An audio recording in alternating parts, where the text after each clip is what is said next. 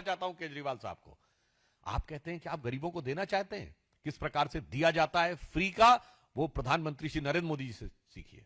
जो अपने को सबसे ज्यादा पढ़े लिखे होने का दावा करते हैं, ऐसा प्रतीत होता है कि उन महोदय के ही को सिर्फ खजाना लूटना आता है, खजाना खाली करना आता है, दिमाग खाली रख के आते हैं कि रहीमन विपदा हूं भली जो थोड़े दिन होए, रहीमन विपदा हूं भली जो थोड़े दिन होए, हित अनहित या जगत में जानि परत सब कोय।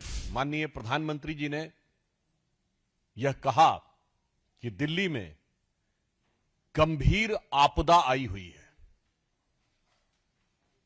आपदाओं की तो एक श्रृंखला है जो विगत 10 वर्षों से दिल्ली की जनता सह रही है, परंतु आज हम एक गंभीर विषय के ऊपर, मैं आपसे कहना चाहता हूं कि एक अत्यंत गंभीर विषय के ऊपर हम अपना पक्ष रखेंगे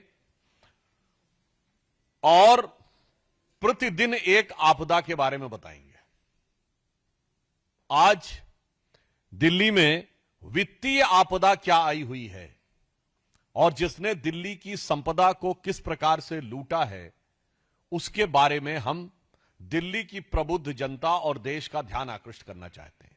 आप सभी जानते हैं कि वित्तीय दृष्टि से दिल्ली यानी financially Delhi was considered as one of the most efficient and prominent state. संभवतः भारत में सबसे बेहतर आर्थिक स्थिति वाले राज्यों में दिल्ली माना जाता है, जहां के लोगों की आय भी बेहतर होती है, अधिकांश सुविधाओं का वहन केंद्र सरकार करती है। और जब आम आदमी पार्टी सरकार को यह सत्ता मिली तो दिल्ली प्रॉफिट का बजट हुआ करता था। यह वर्ष 2024-25 पहला वर्ष होने जा रहा है जब दिल्ली घाटे की तरफ बढ़ रहा है,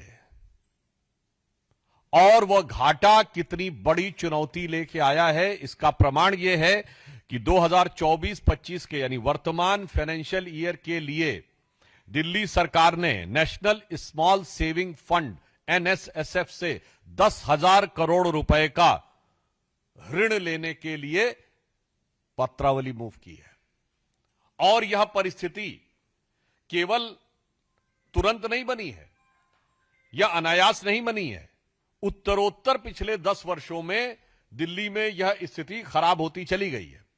2014-15 में, 2015-16 में दिल्ली का जो राजस्व लाभ था यानी रेवेन्यू में जो सरप्लस था, दैट वाज 1.56%, 1.56% था। यानी कुल मिला के सामान्य दृष्टि से कहें तो जो आय थी उसके मुकाबले जो व्यय था उसके मुकाबले आय 1.5% से अधिक थी, यानी आर्थिक दृष्टि से स्थिति ठीक मानी जा रही थी।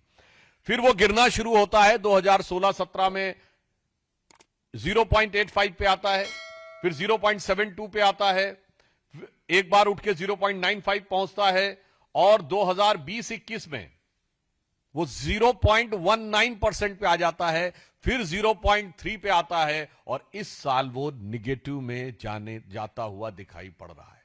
अर्थात ये जो दिल्ली में घाटा उपस्थित हो गया है, ये कोई अनायास अचानक किसी परिस्थिति के कारण नहीं हुआ है।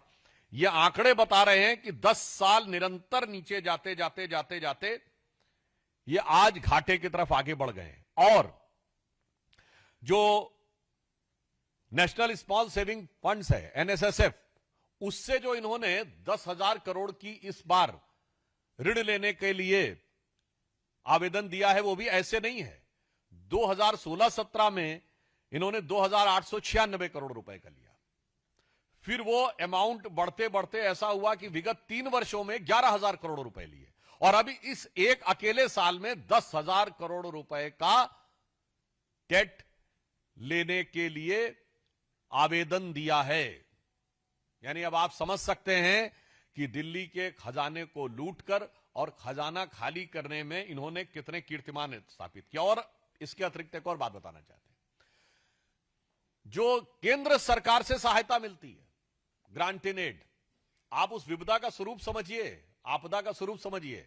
केंद्र सरकार से जो सहायता मिलती है वो उस पर निर्भरता उत्तरोत्तर बढ़ती जा रही है। 2014-15 में जो जीडीपी का 0.47% ये ग्रांट इन एड पर, यानी जो सीधे आपको एक प्रकार से दे दिया जाता है केंद्र सरकार के द्वारा, उस पर निर्भर थे, वह बढ़ते बढ़ते 2020-21 में 1.54 हो गई। यानी एक शब्दों में कहें कि केंद्र सरकार के द्वारा प्राप्त होने वाले धन पर दिल्ली सरकार की निर्भरता 3 गुने से अधिक हो गई। और जो लाभ में चलने वाला बजट घाटे में आ गया। और इसके बाद इतना ही नहीं है, जो राजस्व होता है यानी टैक्स कलेक्ट करते हैं, रेवेन्यू कलेक्शन में भी सरकार, जिसमें सरकार की एफिशिएंसी भी होती है। वैसे ठीक है, उन्होंने मतलब जब फ्री की वो एक बोतल के बदले एक बोतल बांटेंगे तो मानी हुई बात है, रेवेन्यू में कमी तो आएगी। अब रेवेन्यू कमी भी निरंतर वो बढ़ती चली जा रही थी, और जिसकी वजह से हम ये कह सकते हैं कि 10 साल में अगर आप देखें 2014-15 में जो राजस्व था वो 5.4% के आसपास था जीडीपी का। यानी कुल जो एक तरीके से आप समझिए कुल जो उत्पाद होता था दिल्ली में, उसका 5.4% वो टैक्स कलेक्शन करने में सफल होते थे, जो घटते घटते घटते घटते 3 कुछ पे आ गया है, 3.9% पे। और ये मैं बता दूं कि देश में ये एवरेज 6.27 है। यानी पूरे देश में राज्यों का जो कुल औसत है वो है कि 6.27% राजस्व वसूलते हैं कुल जीडीपी का। वहीं ये घटते घटते देश के लगभग आधे की तरफ बढ़ रहे हैं। इसलिए मैंने कहा बहुत गंभीर प्रश्न है, किस प्रकार की वित्तीय अनियमितताओं के द्वारा, किस प्रकार दिल्ली के टैक्स पेयर की संपदा को लूटते हुए, उसका कुप्रबंधन करते हुए दिल्ली को इस भीषण आपदा में इन्होंने डाला है। और वैसे तो ये जहां रहते वहां आपदा में डालते हैं। आप पंजाब में जाके चेक कर लीजिए, वहां तो फुल स्टेट है। जो इन्वेस्टमेंट पंजाब में था आज से 3 साल पहले, और आज कितना हो गया है। आज ही अगर आपने देखा होगा मीडिया में वो समाचार है कि पंजाब की महिलाएं केजरीवाल जी के आवास के बाहर आकर प्रदर्शन कर रही हैं। यह दर्शाता है कि दिल्ली में अगर आप ये बचाव करने का भी प्रयास करें कि फुल स्टेट नहीं है, तो जहां फुल स्टेट है वहां पे क्या स्थिति है। अब मैं ये भी बताना चाहता हूं, आपने आकर, अब आम आदमी पार्टी वाले कहेंगे कि साहब हमने तो बहुत सारा खर्च किया है एजुकेशन और हेल्थ पे, तो हम बताना चाहते हैं ठीक है, आपने 40 से 45% खर्च किया, पर उसका आउटपुट क्या है। आज स्थिति यह है कि मोहल्ला क्लिनिक में भ्रष्टाचार दिखाई पड़ रहा है। आपने शिक्षा की बात कही, तो शिक्षा को लेकर न्यायालय ने आपके ऊपर टिप्पणी की हुई है। और इतना करने के बाद भी मैं दिल्ली की प्रबुद्ध जनता को बताना चाहता हूं, अब इन्होंने खजाना लूट कर खाली कर दिया है। तो मानी हुई बात है कि जब हमारी सरकार आएगी तो उसको काफी चुनौतियां रखनी पड़ेंगी कि इस खाली खजाने को किस प्रकार से भरे। और जो ख्वाबों ख्यालों में सोचते हैं इनकी सरकार कभी आई, तो ये समझ लीजिए वो ख्वाबों ख्यालों वाली सरकार में कि आगे ऐसी स्थिति होगी कि किसी भी चीज के लिए कोई धन बचने की स्थिति नहीं होगी। अब मैं बताना चाहता हूं केजरीवाल साहब को, आप कहते हैं कि आप गरीबों को देना चाहते हैं, किस प्रकार से दिया जाता है फ्री का, वो प्रधानमंत्री श्री नरेंद्र मोदी जी से सीखिए। आपने बिजली फ्री देने की बात कही, और शुरू में तो बिल 0 आते थे, तो पता ही नहीं कितना आपने खर्च किया है, और कंपनियों को पेमेंट होता था। वो सारा घोटाला सबके सामने आ चुका है, क्योंकि सरकार के खाते से नहीं जा रहा है, सरकार पेमेंट कर रही है बिजली कंपनियों को, और बिजली कंपनियां प्राइवेट हैं। देना है तो प्रधानमंत्री जी के रूप में देखिए, प्रधानमंत्री जी ने सूर्य घर बिजली योजना प्रारंभ की है। यानी सोलर पैनल्स लगाकर कोई भी अपने घर में बिजली बना सकता है, और 7.5 लाख लोग आवासों पर अब तक सोलर पैनल्स लग चुके हैं। यानी बिजली टोटली फ्री, न खजाने पर बोझ, न पर्यावरण पर बोझ, clean energy, total free energy. और इसके अतिरिक्त इतना ही नहीं, वो परमानेंट फ्री। किसी को डराने की भी जरूरत नहीं है कि ये रहेंगे तो फ्री मिलेगा, वो रहेंगे तो फ्री नहीं मिलेगा, वो परमानेंट फ्री। और इसी के साथ साथ अगर आप अधिक बिजली उत्पादन करने में सफल हो जाएं तो बिजली विभाग आपसे बिजली खरीद भी लेगा। यानी बिजली फ्री भी और आमदनी की संभावना भी। मगर क्या बताएं, जो अपने को सबसे ज्यादा पढ़े लिखे होने का दावा करते हैं, ऐसा प्रतीत होता है कि उन महोदय के ही को सिर्फ खजाना लूटना आता है, खजाना खाली करना आता है, दिमाग खाली रख के आते हैं, दिमाग का प्रयोग करें। तो जो प्रधानमंत्री जी ने ये किस रूप में किया है? जब हमारी सरकार बनी तो सोलर पैनल्स, सबसे पहले सोलर अलायंस बना, फिर सोलर पैनल्स का प्रोडक्ट लिंक ईटी स्कीम में कंस्ट्रक्शन शुरू हुआ, अन्यथा हम टोटल बाहर से आयात करते रहते। और उसके बाद 22 जनवरी 2024 को, जिस दिन श्री रामलला विराजमान की प्राण प्रतिष्ठा थी, उस दिन प्रधानमंत्री सूर्यघर बिजली योजना का प्रारंभ हुआ।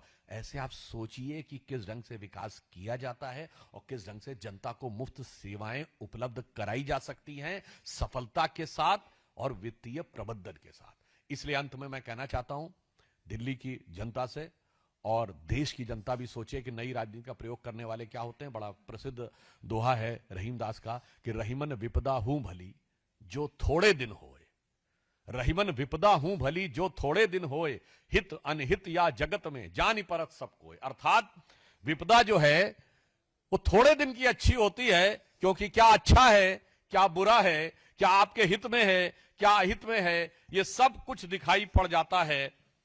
इसलिए मगर दिल्ली में ये विपदा, ये आपदा बहुत लंबी हो गई है, अब ये 10 वर्ष की हो गई है। इसलिए अब जागृत होकर दिल्ली की जनता को इस आपदा को, दिल्ली की संपदा को लूटने वालों को से मुक्ति का मार्ग प्रशस्त करना होगा। और हम आश्वस्त हैं कि वो इस दिशा में आगे बढ़कर इस आपदा के प्रबंधन में, इस आपदा के निवारण में सक्रिय भूमिका निभाएंगे।